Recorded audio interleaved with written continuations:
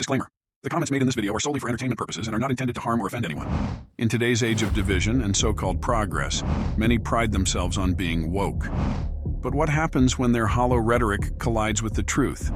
Watch as their arguments fall apart in these debates where facts take center stage.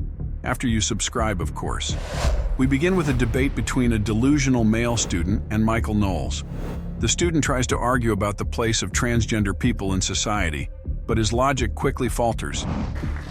Hi, Michael. My name is Demi. In the recent past, you've advocated for the outright eradication of transgenderism from public life with the claim that the supposed right of confused people to pretend to be the opposite sex necessarily infringes on your right to distinguish between men and women. I'm standing here now, a biological male, wearing a dress with a pair of leggings. Do you sincerely believe that I should be subject to punitive justice on the basis of what I'm wearing? And if so, are you willing to turn yourself in for wearing women's panties in your gay college film? Well, I'll take those questions in order, I guess. The first one, I would encourage you to behave as a man, is what I would do. Because you are a man, and I don't know how exactly you came to the point where you think you're a woman or very much would like to be a woman, but you aren't. And I don't think anyone who is affirming your delusion is helping you. I don't think that they're actually an ally of yours. I think they're lying to you, and I think it's very disrespectful, and I think it will not lead to your flourishing. I think it will only immiserate you. And so you might hate me for telling you the truth, but I think the truth will set you free. And furthermore, your masquerading as a woman does infringe on the legitimate rights of other people, the rights of women to have their own bathrooms. I don't know if you're an athlete. I'm not much of an athlete myself, but the rights of women to have their own sports leagues and the like. That is not something that you have a right to do, no matter how sincerely you believe the fantasy that you're a woman. As to that Yale thesis film, this thing dogs me. You know, back in my wayward youth, I was never a transvestite or a homosexual or anything, but I was something even more morally suspect. I was a professional actor, and I played 200 roles, I would estimate, in my acting career. Soldiers, football players, real macho guys. But you play one half gay guy in a Yale thesis film one time, it's all anybody wants to talk about. And by the way, I don't remember the exact wardrobe from that undergraduate thesis film, but I think it was male attire, but it was a bit risque. There's no question about that. The only further thing I will say about that Yale undergraduate thesis film, that is the most heterosexual thing that has ever been produced at Yale University, okay? So, in the land of the blind, I guess, the one-eyed man is king. In any case, I think your second question was a little bit more of a joke. Your first question, it seems like a sincere question, and my answer to you is sincere. I'm happy to answer any more questions you have, but I'm not going to lie to you, and I think the people who are continuing to lie to you about so basic an aspect of your nature and the rights that you have in political society are not doing you any favors at all. So having yearned for the days when it was illegal to cross-dress in San Francisco, I'm just very curious why you're so comfortable, wearing drag in these films. It's a really silly. Sure, I was an actor and I wore silly costumes. I don't know what to tell you. If you have a sincere question about the issue or my stance on transgenderism or any advice that you might be seeking, I'm happy to do it.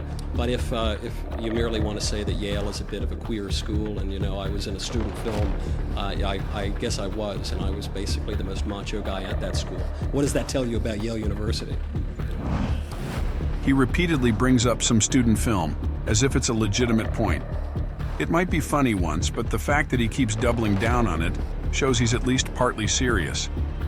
It's ridiculous to think someone would try to undermine another person's credibility by referencing a dumb college movie. When you harp on your right to distinguish between men and women, are you afraid that you're going to be attracted to trans women? I'm not. You, sir? Are you positive? Say it again. I didn't hear the second part. Then why is it that you harp on your right to distinguish between men and women? If you can always tell, why is it so hard? Well, because it's not even merely that you're putting on a dress, it's that you and people who identify as transgender are infringing upon rights and spaces that properly belong to women, and you have no right to do that. And so when you ask me, why do you care about this issue? By the way, it's not just me, it's like the vast majority of voters who care about this. The reason is because we live in society and we have political rights, and also because we care for the truth. And the very fact that this always happens with the sexual revolutionaries. They always say, if you oppose, if you don't agree with the idea that a man can secretly be a woman, then maybe you're a transgender or something. I think the implication is quite clear, which is that you recognize there's something obviously disordered about this identity. That's why in your attempt to insult people who are pointing out the truth, you're accusing them of that very same thing. But that inclination, that impulse to see that as a disorder should be instructive to you, and I think it could help you if you would allow yourself not to just cast it on someone else, but to look in the mirror. Our society is crumbling under the weight of woke ideas. Those brave enough to speak out against this politically correct madness are far more admirable than their delusional, reality-avoiding counterparts. Up next, we have another trans activist trying and failing to take down Matt Walsh. How would you define a woman? Because you've asked other people up here to define how we would define a woman. How would you define a woman, Mr. Walsh? An adult human female.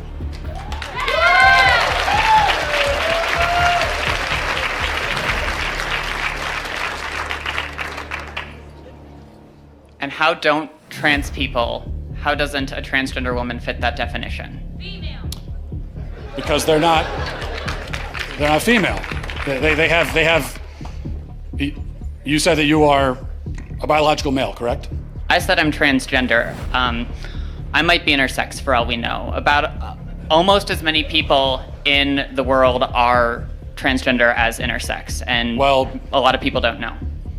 Well, but that's a different conversation. Intersex, that's a genetic anomaly, that's a medical condition. So that's a completely different conversation. That's also not a third gender. That's a genetic anomaly that occurs within the sex binary of male and female.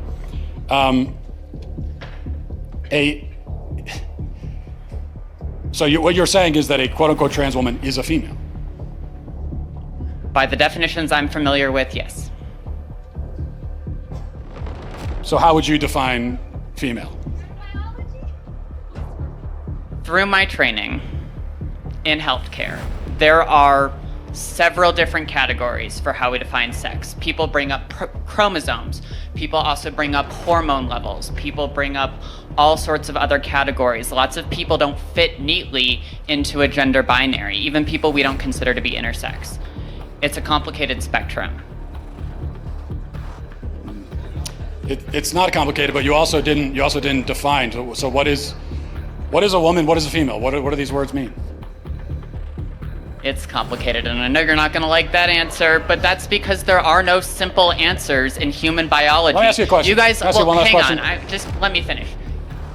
You guys like to bring up high school level biology classes a lot. I get that a lot, but people who go on to more complicated biology classes will talk about sex as a spectrum. It's not. It's not. Well, biological researchers would disagree with you. Well, then they're full of the ones that would say that. Like most woke activists, this young person shows zero interest in acknowledging basic biological facts that are clearly proven.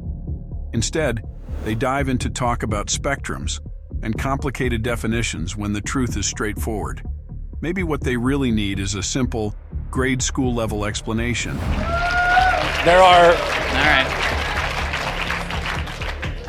are male gametes and female gametes. Oh, I had one last question. I just had one quick. Can you come back for 1 second? Because this is an important question. You said you're an EMT. Yes. Okay, if you're responding to a health emergency. Biological male, somebody with a penis, is having a medical emergency, and they say to you, "I think I'm having a miscarriage." Would you check them to see if they're having a miscarriage? Would you consider that a possibility for them?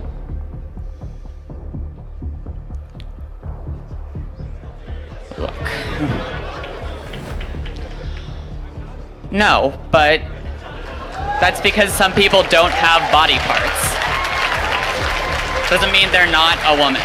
Okay. Sounds like we've established there are some people who, in principle, can get pregnant, and there are some people who can't. So there's two categories, otherwise known as binary. Lots of women can't get pregnant either. Yeah, but they're still of the nature to get pregnant. The only But reason they can't get pregnant. Yes, but truth matters, right? it does. That's what I'm trying to explain to you. Truth matters, and they can't Okay, get pregnant. That's the truth. So how are they still women? Because they are for the same reason that I can rightly say that human beings have two legs. And if a person is born with only one leg, that doesn't call into question the statement that human beings have two legs, okay? A person being born with one leg doesn't mean that now legs are on a spectrum and we can't say anything at all about how many legs a person has. Who knows? They could be a centipede. You know, they could have 100 legs. No, we know human beings have two legs. If a human is born without two legs, something went wrong. They were supposed to have that second leg. Something went wrong. If you meet a person on the street who only has one leg, maybe they had an accident. Maybe they were in war. Maybe something, maybe they were in a car accident. Maybe they had cancer. A leg was cut off. But you know that something went wrong because by their nature, they're supposed to have two legs. Same thing for a woman. A woman by her nature can get pregnant. A man by his nature never can. So if you meet a woman of childbearing age, say she's 28 years old, and she can't get pregnant, you know automatically that something has gone wrong. And she can go to the doctor and find out what that thing is, even if they can't fix it. So that proves that women by their nature can get pregnant because the simple fact that she can't shows you that there's something wrong. This is what is known as the exception that proves the rule. Whereas if a male with a penis can't get pregnant, no doctor on earth is going to run tests to see what's wrong with it. Because they already know it's that he's a male, and there's only male and female, those who can get pregnant and those who can't. So, that's it. But even that doesn't seem to do the trick. Well, it's hard to win an argument with a smart person, but it's impossible to win an argument with a stupid person. You made it to the end of the video. If you want to help us get society back on track, consider liking, commenting, and subscribing. See you next time.